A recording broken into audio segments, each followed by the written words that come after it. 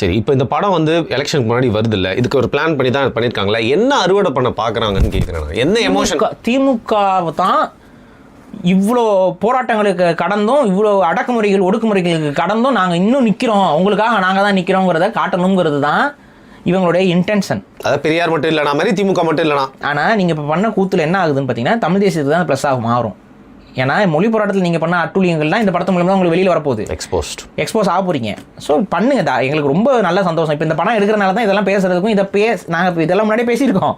இந்த படத்தை வச்சு இந்த மக்கள் பார்க்க வருவாங்க. ஏன்னா அதுதானே சினிமாக்காரங்களை வச்சு தானே நீங்கள் மூல செலவு பண்ணி தமிழ் சமூகத்தை இன்னும் அறியாமையிலும் மூடத்தனத்திலும் வைத்திருக்கிறீங்க. நமக்கு அவ்வளோ வெறுப்பாக இருக்குது.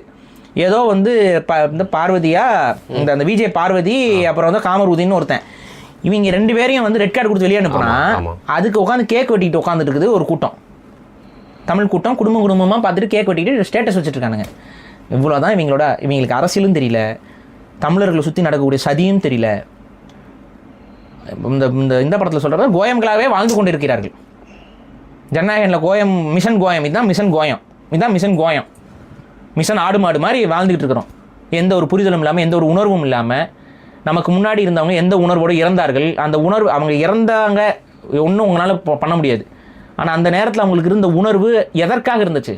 எதிர்காலத்தில் தமிழ் வாழணுங்கிறதுக்காக இருந்துச்சு. எதிர்காலத்தில் தமிழ் வாழுதா? நம்ம யார் மேலே குறை, யார் மேலே நொந்து கொள்வது?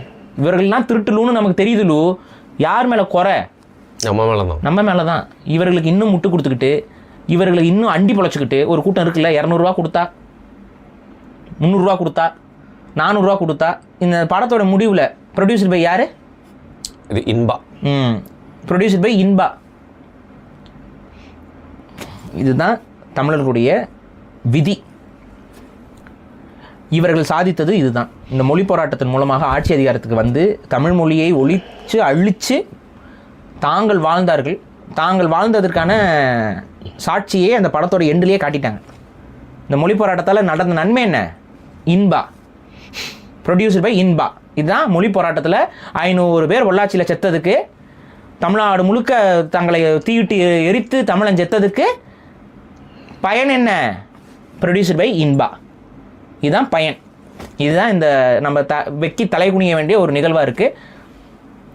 என்ன இருந்தாலும் இந்த படம் தமிழ் வாழ்கன்னு வருது, அதனால் நம்ம ஆதரிக்கணும் அப்படின்னு சொல்லி சில நவீன புரிதல் கொண்ட சில நபர்கள்லாம் பதிவு போடுறத பார்க்க முடியுது. தயவு செஞ்சு எந்த கட்சிக்காரங்கிறத நீங்களே ஆய்வு செஞ்சுக்கோங்க. நம்ம சொன்னோம்னா கடிக்கிறதுக்கு மட்டும் ஒரு ஐடிவிங்க தூக்கிட்டு வராதிங்க.